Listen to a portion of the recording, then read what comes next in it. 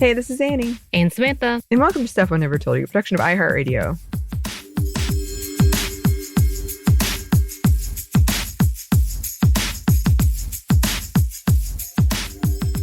I don't know. I think from now on, we might just have to time step everything, Anney.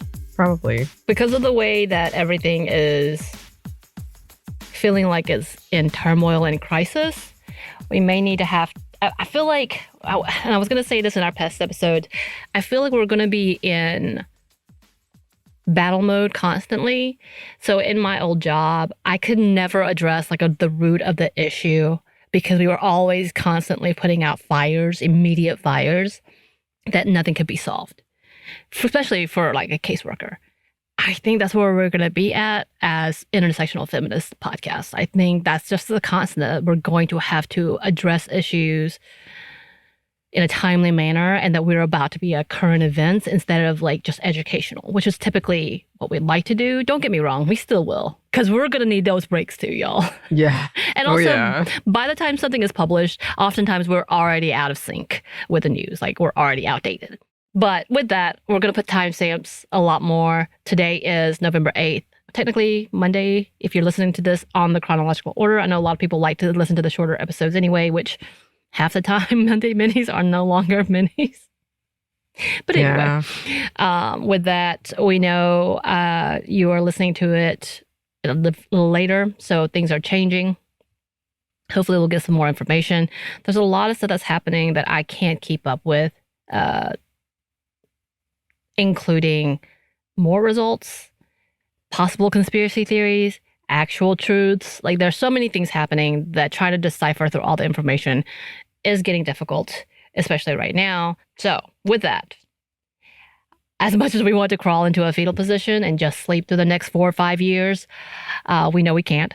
Like we said on the last episode, if you listened, we will not. We will keep pushing, even though sometimes it feels really hard. Listeners, I wanted to be very transparent with you and let you know right now, I do feel hopeless.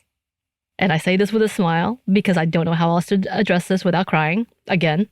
But one thing that I understand is that we can't pretend this didn't happen. We can't pretend like it's not happening. We have to move forward. And a part of our responsibility to you is to be a vocal part of this critical journey. Scary journey.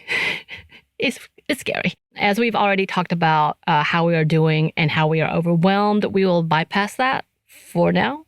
And we want to talk offensive, or maybe perhaps better, defensive, and what it looks like when we're looking at things defensively and wanting to protect our rights and the rights of those who are marginalized. So this is something important for us, and we will keep doing this. And I will say, as I was researching what to do now, seriously, Anney, I've been Googling exactly what to do now that Trump has been elected. That is the phrase, or organizations that will fight Trump. Those are the Google searches that I have been looking up. And honestly, I've only been hitting things from 2016, 2017, articles from back then to combat Trump. So I'm not necessarily revisiting those things because I think it could have helped, and things like the ACLU will remain important within our country. They did a lot in things that they were fighting specifically by state. They did a lot of work. They put a lot of time. The lawyers, the policymakers were a part of this. The NAACP, we know, is a huge organization that does a lot as well, that does ground funding. Planned Parenthood has done a lot as well. But we also know when it comes to it, the local things are very important. So with all of that, things are a bit different, and we'll likely be appointing 2 new Supreme Court justices as well. We know there's been rumors about Clarence Thomas as well as Alito, and they've just been waiting, hoping for this result. Yeah. But with all of that, as much as that makes me nauseous and want to throw up, that doesn't mean that we can't stop fighting. We have also talked about the people as a collective. What I have seen are the amount of people coming back together and about how to rally. I know there's been protests already. There are people coming together already to gather together to problem solve, at least have strategy. California, the state of California, the state of Washington, all of them have already talked about what's going to happen and the possibility of things to happen. Violence is not our go to. We know this. So this is not the option that we will be going for. And I say this in reference to the 2020 election. Yeah. That is not something that we do. We know this. But what we do well is we gather together well, and coming together is something we have always done. And that is what I'm hoping for. Individually, I would tell y'all at this time, look into your area, look into your local community, and see who are meeting together and who are coming together as a community. We know that there's organizations out there. We know that there are things happening to the point that they get labeled Antifa just because they're anti-fascist. I mean, that's true. I guess, but seen as terrorist, whatever. Okay, whatever. But you know what I mean. Keep an eye on your local officials. What are they saying? What are they doing? How are they planning for the future? You need to take note of what is going on in your small area. I'm talking about for us, our small areas, Atlanta, DeKalb County, Decatur, all of that. And we, the people that we have put into office, we are staring and watching. Fannie Willis, by the way, she got nominated, and she is still the district attorney for Fulton County, just in case y'all needed to know. That's a highlight. We knew that. We knew it would be, because, come on.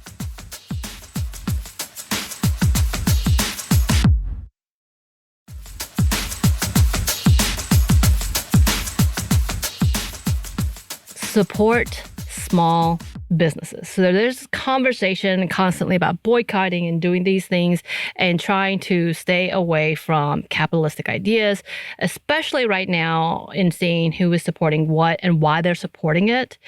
A lot of the things that we're looking at are also, again, federal standards that are being depleted or just overridden because they want to make money on the cheap, no matter who gets sick or who doesn't get sick. So support small businesses. I think specifically right now, we've talked about this repeatedly as the holidays are coming up. Look for Black women-owned businesses. And again, watch out for bad players. I think we're going to have to stay away from Etsy, Anney. Yeah. I tried to order a couple of things from Etsy, and I got some sus stuff. Yeah. I was like, what is this? And I tried to use Etsy over Amazon because we need to get away from Amazon. Y'all, I will tell you firsthand, I order a lot of stuff because I don't want to go to stores. So like face stuff or like cosmetic stuff or like that, so that it'll come to me. But I realized I have a responsibility, and I did have a responsibility. So coming back to it, I'm like, all right, we got to revamp what's going on. But again, we've also had this conversation about who is privileged enough to be able to shop in these areas, because buying or doing these custom things in a small business takes money, and they have to make money. So it's going to cost more. If you can, for those of us who are privileged enough, buy those things, look up those things, take the time to find those businesses. I will say right at this point, I love TikTok, which might not be around to the new year because, you know, they have a ban, and Donald Trump seemed really cool about it because, you know, he hated all the information that was being spread on TikTok, but whatever. On top of that, they are coming together with different organizations that are asking actual owned small businesses owned by Black women, owned by people of color, to make a list to highlight what they do and what they sell. Try to find those people. Go and find them, follow them, find the list, verify who they are, because this is going to take extra work. But I think that's something really important as we talk about the economy and what's happening in the economy, the taxes and all of that, and the tariffs. There's so much to this. Take a break from the toxicity. Social media is both great and awful. Take some time off, but also look through who you are following. Find those who are building up a good community. That's the best way to do this. Follow those who you know you can trust. I found some good people. As a person from the swing state, again, we talked about this earlier, 50.7% voted for Trump. We are begging for those of you from the outside who seem to think they're okay because they are in what has always been blue or what is always considered blue, just to remember the depth of voter suppression that has occurred here and many other red states, especially in states like Georgia, Alabama, which are very heavily populated by people of color. That what happened here was everything from coordinated bomb threats. We got so many in Fulton County, which is Atlanta. invalidating absentee voters and absentee votes. By the way, the amount of young people, especially, it was mainly Black women, I will say that, or people of color, that were driving or flying to their home state to get their votes in. Y'all are amazing. The purging of the voter registration. We had hundreds of thousands of people being purged repeatedly. I've had stories of people getting their voter registration changed last minute without their permission. So many of those things are happening. And then the overall gerrymandering that has happened. They tried to do that with Cobb County. It did not work. Kudos to Cobb County. We're talking about Marietta, Georgia, Austell, Mapleton. For some of y'all who don't know, it's where the Braves Stadium is now, because it's not in Atlanta. Nope. Anyway, they flipped, and I'd love to see that. Of course, to act as if we as a state gave up is an insult for those who have put in the work and who will continue to put in the work. I'm talking about Black women specifically. Atlanta, Georgia has been a force because of Black women. Please don't insult them like that. You can be angry at the people who are outside of the metro areas and such. You can also be angry at the politicians and the policymakers trying and doing their damnedest to make sure that they suppressed votes, for sure. But don't insult the work of the women, the work of the people who have been fighting to make change here in the state. Rumors are swirling that Marjorie Taylor Greene will try to take John Ossoff's seat in the U.S. Senate, and guarantee we will be hunkering down to make sure that doesn't happen. We are hurting.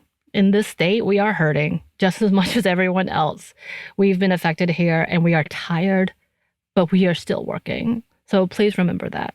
Please remember that before people come in and negatively just coming after everyone, because people have done so much work to even get to that point. The misogynoir is really heavy and disgusting. Just FYI. Check on your people. Sometimes caring and loving other people and helping other people helps us in our time of despair. So being able to go outside of your own mourning sometimes to check on others is really, really important. And it keeps us a community together. Go through your stages of grief, but check on the other people who are there too. Annie, do you have thoughts? I mean, I have a lot of thoughts. Fair enough. It is, honestly, growing up here in Georgia, I never would have thought we would even been close to a swing state. So I think even given everything that happened that day, which, by the way, one of those bomb threats was coordinated by Russia, that it was that close is amazing. And it is a testament to the work of Black women. And before everything unfolded,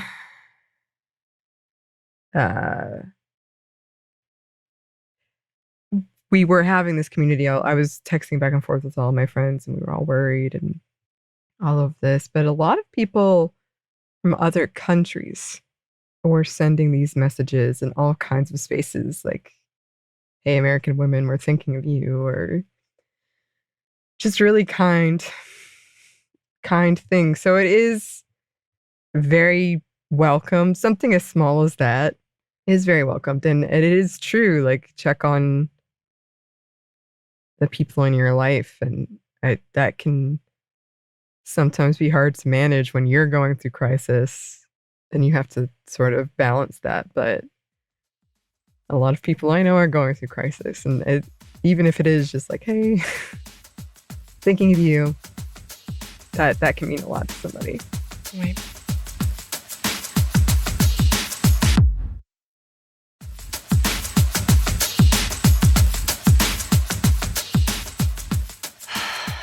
And with that, with things, we don't know what things will look like in the future.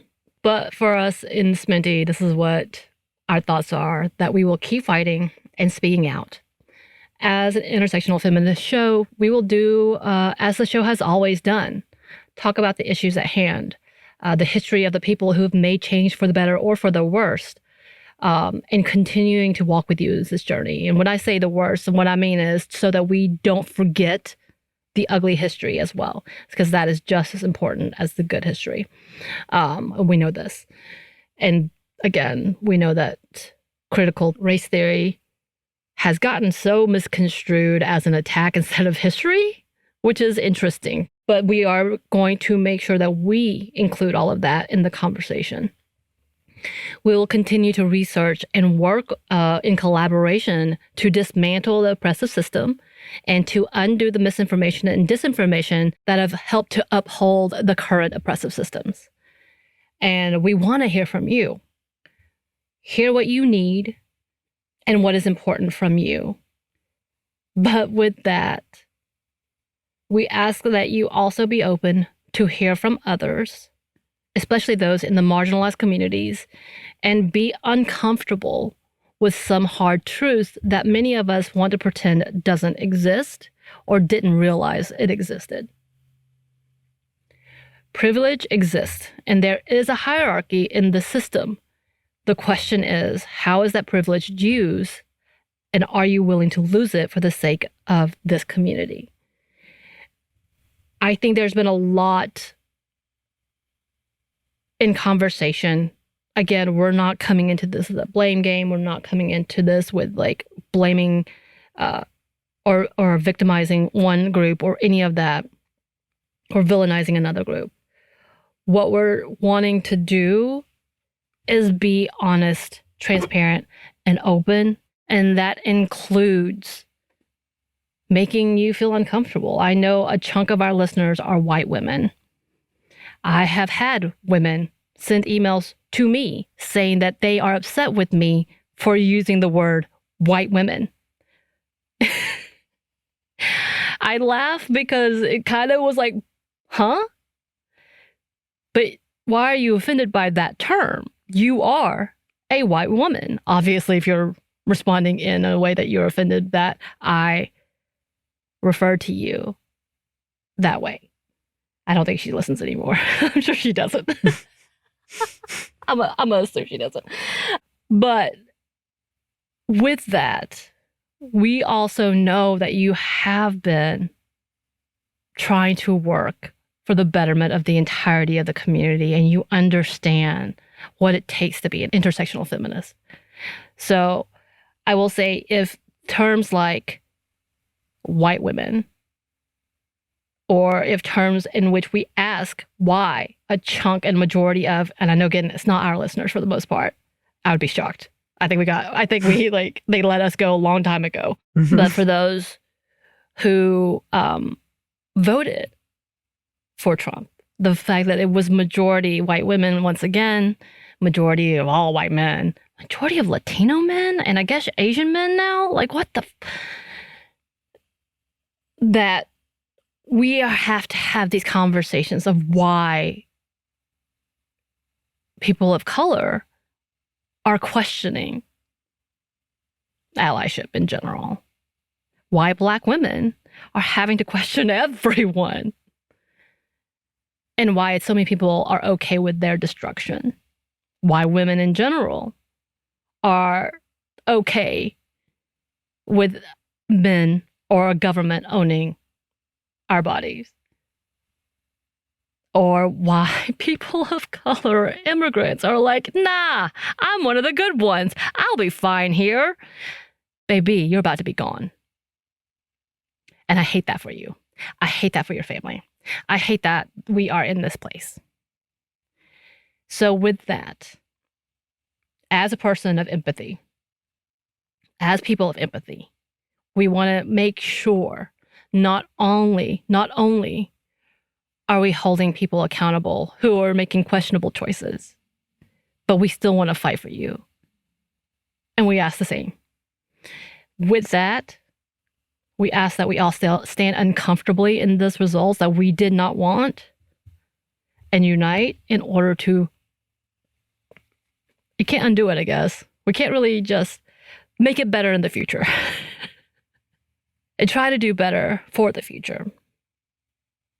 So, listeners, we need to hear from you because we have I guess technically 5 perspectives here. in SMNTY, which are great. But we need your perspective too. So be willing to talk to us about some things that you think are important that we might not see, and then be willing to listen to others that we may bring on who make you uncomfortable as well. Yeah. Yeah. And as always, you have any resources, if you have any advice in this time, please let us know.